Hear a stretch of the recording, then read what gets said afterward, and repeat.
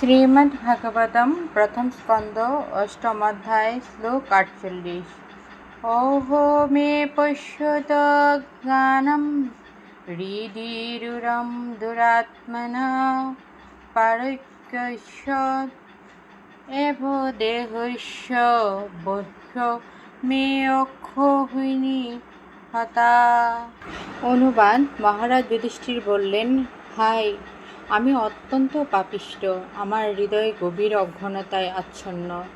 এই দেহ যা অবশেষে অন্যদের পক্ষ, তারই জন্য আমি বহু বহু অক্ষৌহিণী সেনা বধ করেছি।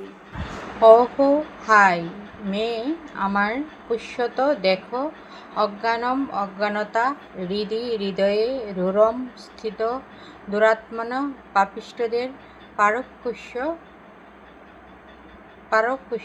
অন্যদের জন্য, এব, অবশ্যই, দেহস্য, দেহের, বহ্য, বহু বহু, মে, আমার দ্বারা, অক্ষৌহিণী সেনাবাহিনী, হতা, নিহত হয়েছে।